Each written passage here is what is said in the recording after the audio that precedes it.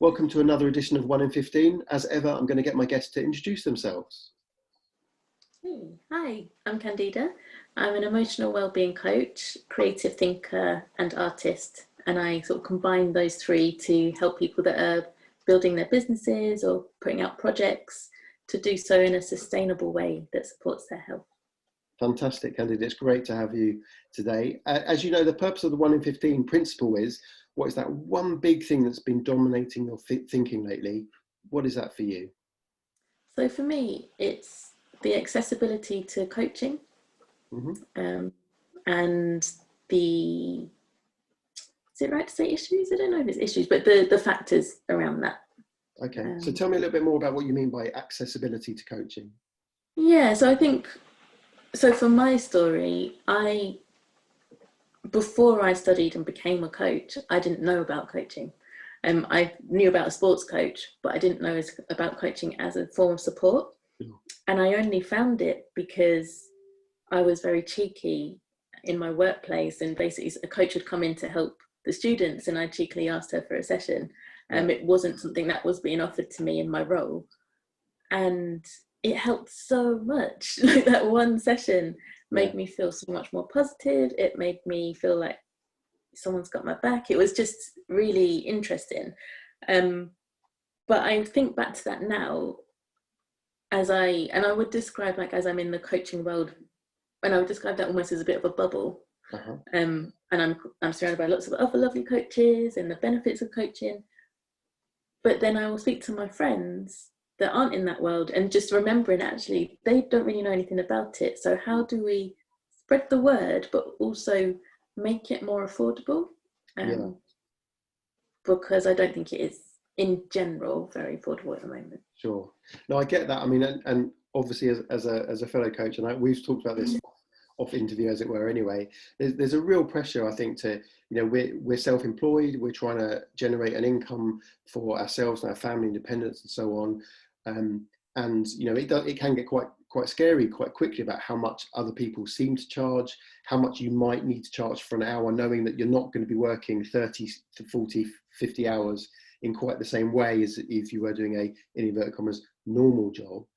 But that's something I've wrestled with too, that kind of accessibility, the thing, because of the investment, not just the money, but the time, that kind of, and then of course you start to unpack that and you start to think about people who maybe don't understand that they're worth investing in, that they haven't got emotional resources to draw on, or they've got low self-esteem and they think, well, why would I bother that?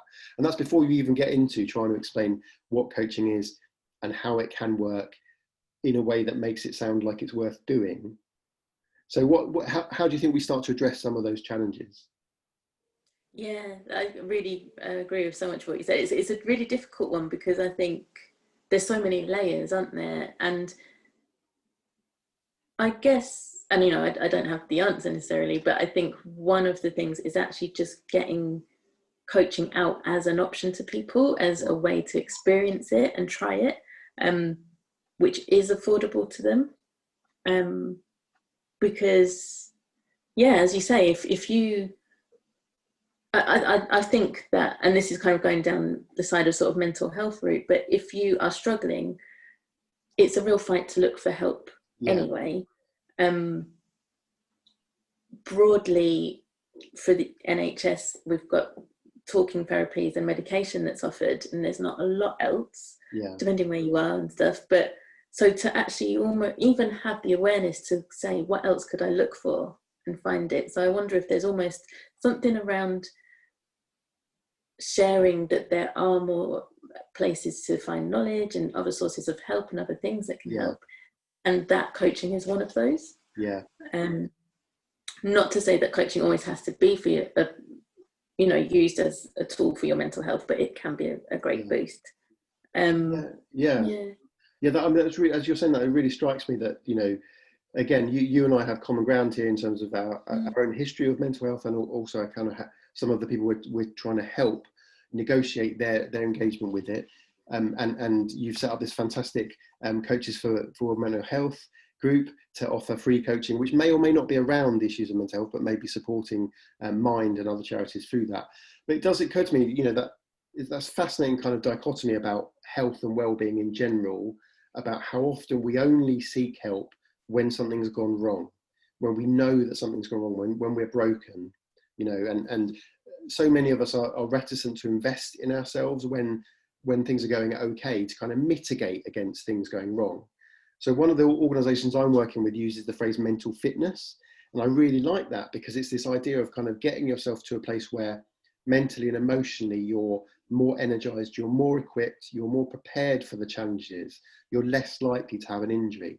In the same way that a physical coach isn't just about making sure that if you've hurt your leg, you get better quickly. It's also about strengthening the leg in the first place so that you're less likely to have that injury.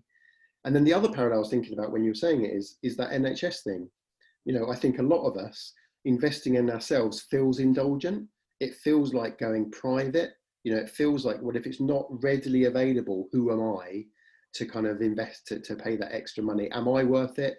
Maybe we'd find it easier to invest in our loved ones, you know, maybe pay for a coach for our friend rather than for ourselves or what have you. But there is that thing of, it feels a little bit sometimes in the coaching world that coaching is an indulgence. Is it for people who kind of have achieved a certain level of resource and a level of well-being and a level of potential, or whatever it is that they want to explore, but have then recognized that they want to reinvest and take that next step. But people who haven't achieved that first step, it can be really, really inaccessible. Do you think that's fair? Yeah, I really agree with that completely, because I think it does take, you know, as we've discussed as well, a certain amount of looking into your own development or your career path, whatever, to be on that, you know, through that first level and go up from there. And yeah, how do we approach that, kind of making it more accessible and making it more commonplace, that actually you can invest in yourself and it doesn't have to be money necessarily. Yeah. So how can you get other forms of support? And like you say, I think it's a really key point, before you're struggling, because the problem is, if you go for it when you're in that really bad place, you don't necessarily have the energy to keep searching as well. And that can kind of make you, well, I know for me, I can speak for myself, it's made me give up. And then I don't get out of that place. And then I wonder if there's something also in, like you said, we would invest for maybe family or friends, but we get used to being in that place where we're like, well, this is just how it is. Yeah. Yeah. And yeah, I don't know where to go with that necessarily, but I think there's something in that. So how do we kind of incite that hope back to, you know, it doesn't have to be that you're in the worst place, but here you go to build these tools to support you for when you may get to a bad place, because we're human, we'll go up and down. Yeah. So, yeah, it is really interesting. I think the other thing that occurs to me that perhaps is a unique problem to some extent within the coaching world is that, you know, those of us who are coaches, the essence of it, the genius of coaching is that we don't fix you. We don't even help you, you know, directly in a lot of ways. What we do, you know, I describe it as, you know, we hold the space for people to be with themselves, and we maybe help them notice stories that they're telling themselves that aren't quite right, or ways they're limiting themselves, or what have you. And that, you know, because we know it works, we can get all enthusiastic about it, but that's maybe one barrier as well between people who haven't yet experienced coaching as a client and experiencing the coaching experience, because they're like, well, hang on, I'm going to do all the work. I'm going to be the one figuring it out. It's like, well, yes, actually, you are going to be. I'm not going to solve anything for you, but I do fundamentally believe in you as a person, that you've actually got the nucleus, the potential within you to do that problem solving, or to recognize, you know, the new trajectory that you want to take, or where you're stopping yourself from making decisions, or whatever it is, you know, and sometimes, yes, we'll point people in directions they can go for other resources, but it's that, you know, it's quite a problem, is that I guess if you've got limited resources, financial, emotional, time, whatever it is, that becomes quite a problem, isn't it? I guess the instinct, as in so many areas of our life, is for a quick fix. You know, if I'm going to give you some money, I want you to fix me. I want you to mend whatever I think is broken, or to solve whatever problem I've got. Whereas actually coaching is much more empowering. Actually, I think much more enthusiastic and energizing, actually, when it's done correctly for the client. But to get to that place from wanting help but accepting that you are ultimately going to be the person who can help yourself, that's a big jump. How might we tell the story differently? How might we encourage people to get engaged with it if that is one of the problems? I think that's such a good point. Yeah, definitely. And one of the things that came to me as you were speaking was that a lot of it is about awareness, isn't it? And kind of being aware of how we're actually feeling. And I think one of the powers of coaching is having that time to stop and reflect on that and to think about it, which we don't get much in our day-to-day lives. Yeah, so I think it's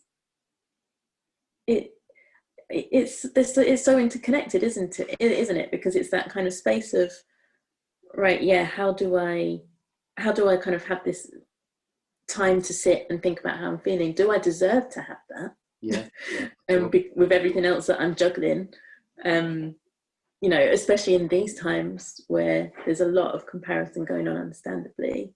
And also, it's almost that kind of, yeah, well, if I have to do the work myself, do I want to do it now? Yeah. And if I can't see what that value is, because you're right, we live in a quick fix society. Where do I would I want to invest my time and effort into this? But it's really hard to explain, because actually, if you are, I mean, we're biased, we're coaches, but we're coaches because we've experienced coaching. Sure. And so we see, and I think you're so right, it's that empowerment piece. It's that having the space to empower yourself means that actually you don't have to sit in that place of, I just have to accept this. Yeah. It's taking that responsibility, isn't it? Yeah. And I do believe that if you are helping yourself, it ripples out, it helps others. Yeah, definitely. And we all know somebody that even if we're struggling with necessarily helping ourselves, we all know somebody that we would want to help, or a community. Yeah. You know. Yeah, that's so right. I'm reminded of when I was a youth worker for a lot of my career, and I always used to say, you know, that the purpose of youth worker is to do him or herself out of a job. You know, we want to work together with the young people in a way that means that the young people are no longer dependent on us being there to thrive.